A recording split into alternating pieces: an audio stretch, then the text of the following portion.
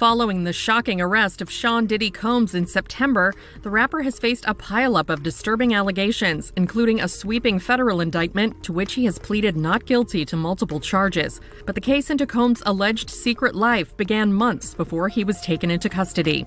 Federal agents with Homeland Security investigations executed search warrants at Combs' Los Angeles and Miami properties on March 25th, multiple law enforcement sources confirmed to NBC News. Law enforcement sources told the outlet the music mogul was in the Miami area when the search warrants were executed. Then, on September 16th, Combs was arrested in the lobby of a New York hotel, though at the time it was unclear what Combs' charges were or if the arrest had any connection to the March raids. The day after his arrest, the federal indictment against Combs was unsealed. The 54-year-old was charged with racketeering conspiracy, sex trafficking by force, fraud, or coercion, as well as transportation to engage in prostitution, according to court documents obtained by NBC News. Of New York, Damian Williams explained more in a press conference that same day. Combs allegedly planned and controlled the sex performances, which he called freak-offs, and he often electronically recorded them. The freak-offs sometimes lasted days at a time, involved multiple commercial sex workers, and often involved a variety of narcotics such as ketamine, ecstasy, and GHB, which Combs distributed to the victims to keep them obedient and compliant. As alleged, when Combs didn't get his way, he was violent, and he subjected victims to physical, emotional, and verbal abuse so that they would participate in the freak-offs, and that Combs hit, kicked, threw objects at, and dragged victims, at times by their hair.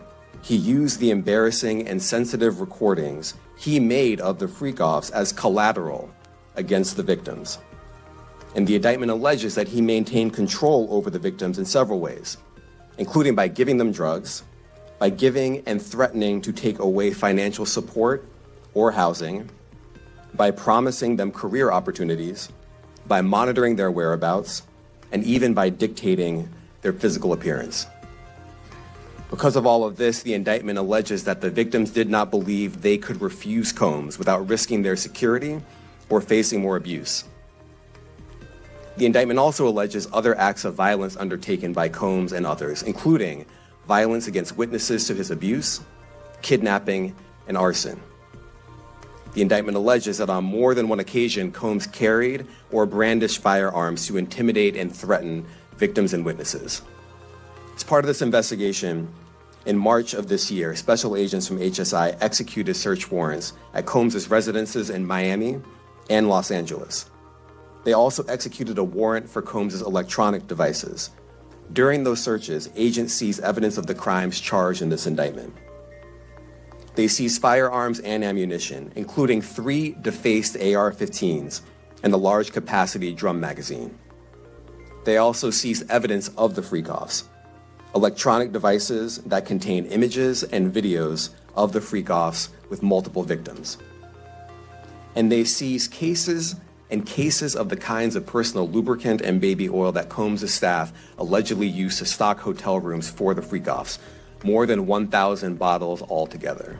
Combs pleaded not guilty to the charges at his September 17th arraignment. His attorney, Mark Agnifilo, told reporters outside the courthouse prior to the arraignment of Combs he's going to fight this with all of his energy and all of his might, and the full confidence of his lawyers. Following his arrest, Combs was held at the Brooklyn Metropolitan Detention Center. His proposal of a $50 million bond was denied. Agnifilo also later responded to the indictment's noted amount of baby oil and personal lubricant found at Combs' properties, telling TMZ, "I don't know where the number 1,000 came. He has a big house. He buys in bulk. I think they have Costco's in every place where he has a home." Costco, however, told TMZ in a statement that none of its U.S. stores carry baby oil. In an October 1st press conference, attorney Tony Busby claimed that 120 people had come forward with new sexual assault allegations against the rapper. Busby noted in a press conference with NBC News that the allegations against Combs include violent sexual assault or rape, facilitated sex with a controlled substance, dissemination of video recordings, and sexual abuse of minors. In response to the new filings, Combs' lawyers referred E! News to a previous statement claiming the barrage of filings were attempts to garner publicity and maintained Combs' innocence. In a motion filed on November 15th and obtained by E! News, federal prosecutors claimed the rapper made relentless efforts to contact potential witnesses by using telephone access codes known as PAC numbers belonging to other inmates to make calls to individuals who are not on his approved contact list.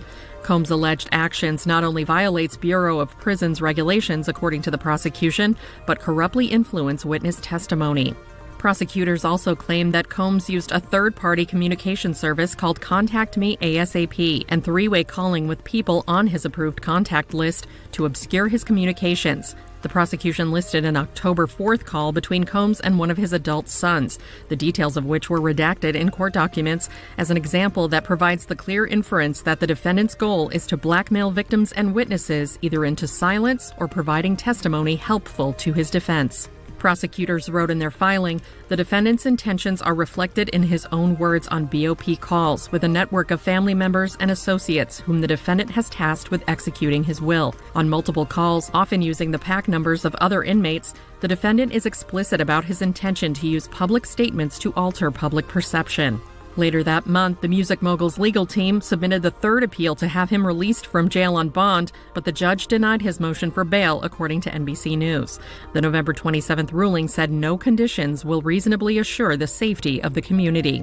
Amid the deluge of civil lawsuits filed against the rapper, one of his accusers was revealed to be NHL star Evander Kane's ex-wife, Anna Kane, according to court documents obtained by TMZ December 6th. Anna, who split from the Edmonton Oilers player in 2021 following 3 years of marriage, was ordered to share her identity in the filing if she wanted to move forward with her lawsuit, in which she accuses Diddy and others of plying her with drugs and sexually assaulting her in a New York City recording studio in 2003 when she was 17. Per TMZ. Diddy has since denied her allegations, according to the docs obtained by the outlet. On December 8th, a woman identified anonymously as Jane Doe refiled a sexual assault civil lawsuit she had originally filed against Combs in October, adding his longtime friend Jay-Z as an additional defendant. For NBC News, she alleged in the new documents that in 2000, when she was 13, the two raped her at a house party following the MTV Video Music Awards in New York. Jay-Z, whose real name is Sean Carter, issued a statement to E! News hours after the suit was refiled, addressing the lawyer who filed it, Tony Busby. He said in a statement to NBC News, "These allegations are so heinous in nature that I implore you to file a criminal complaint, not a civil one. Whomever would commit such a crime against a minor should be locked away. Would you not agree? These alleged victims would deserve real justice if that were the case." After the woman later acknowledged there were inconsistencies in her story following an NBC News investigative report published December 13th, the rapper issued another statement, telling E! News, "This incident didn't happen. True justice is coming. We fight from victory, not for victory. This was over before it began." Still, the woman continues to stand by her overall allegations. Sean Diddy Combs' trial is set to begin May 5th, 2025.